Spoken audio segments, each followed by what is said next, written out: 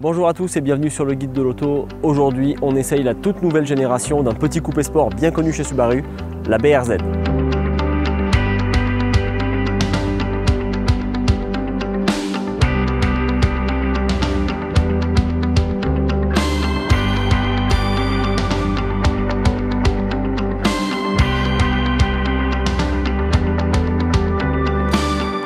Alors pour cette nouvelle génération de la BRZ, on reprend exactement le même système que Toyota et Subaru avaient pour la précédente génération.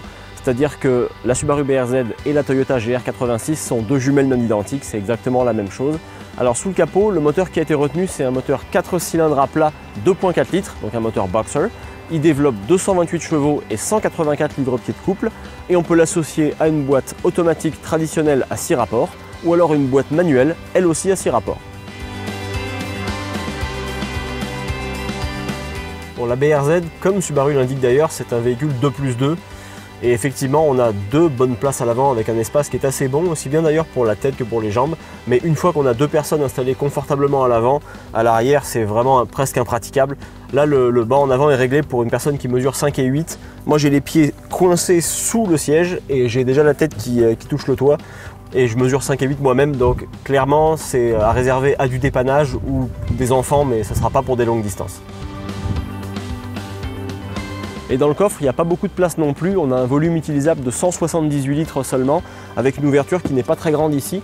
Donc c'est sûr qu'avec deux valises cabines plus quelques affaires supplémentaires, le coffre il est vite plein. Donc si jamais vous voulez partir en vacances en BRZ, il faudra penser à voyager léger.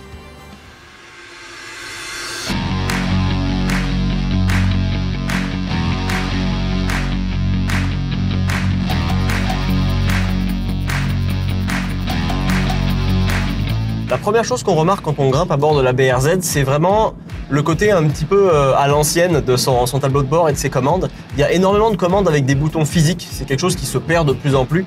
Et finalement, c'est pas plus mal en fait, parce que aussi bien le système multimédia que la commande de ventilation avec les boutons rotatifs, les 5 gros boutons en dessous, la commande pour les sièges chauffants ou pour les modes sport ou neige, etc. On accède à ça facilement, on n'a pas besoin de quitter la route des yeux. Et à l'usage, en fait, c'est peut-être un peu moins techno, mais c'est très pratique. En fait, la seule vraie lacune ergonomique que je trouve à cette voiture, c'est la commande des clignotants, qui est une commande qu'on appelle à impulsion, c'est-à-dire que quand on met son clignotant, par exemple, pour tourner à un endroit et que finalement on veut l'enlever et qu'on n'a pas tourné le volant, il faut rappuyer vers la gauche. Des fois, on a mis le clignotant vers la droite et quand on rappuie, ça met le clignotant vers la gauche. C'est moins pratique qu'une commande classique. C'est des choses qui reviennent un peu périodiquement, on se demande un petit peu pourquoi, mais en tout cas, c'est la seule vraie lacune qu'on trouve à cette voiture en termes d'ergonomie à bord. Notamment l'affichage du niveau d'essence ou de la température du moteur. C'est vrai que ça fait un peu à l'ancienne par rapport au standard actuel, mais ça a au moins le mérite d'être lisible. Après, sur la route, le moteur 2.4 litres est suffisamment performant, surtout qu'on a un poids d'environ 1300 kg pour la voiture. C'est un peu moins de 1300 pour les modèles de base, un petit peu plus pour les modèles haut de gamme comme celui qu'on conduit présentement. Mais globalement, ça reste un rapport poids-puissance qui est tout à fait avantageux. Le seul défaut, je dirais, du modèle qu'on conduit aujourd'hui, c'est qu'on a une boîte automatique sur cette version-là. Non pas qu'elle fasse mal son travail, mais c'est vrai qu'en termes de plaisir de conduite, une version manuelle est quand même beaucoup plus le fun à conduire. Et c'est presque dommage en fait, parce que c'est une boîte automatique en plus qui est une boîte 6 rapports traditionnelle.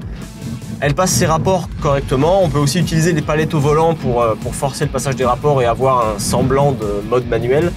Mais honnêtement, c'est vrai que si vous n'êtes pas dans le trafic toute la journée, prenez la version à 3 pédales, elle est infiniment plus amusante à conduire. Après, en termes de châssis, cette voiture-là, c'est vraiment un excellent compromis parce qu'on a un poids contenu, on a un train avant qui est directeur, qui est une direction bien dosée, on a du fun au volant de cette auto-là et on a du fun même à des vitesses légales, ce qui n'est pas forcément le cas avec des voitures beaucoup plus puissantes. Donc c'est vrai que là, quand on regarde le prix de cette voiture-là, on est à 31 500 $ en prix de base, transport et préparation inclus. Le modèle qu'on conduit aujourd'hui est à 36 600 $. C'est un Sportec boîte automatique, haut de gamme.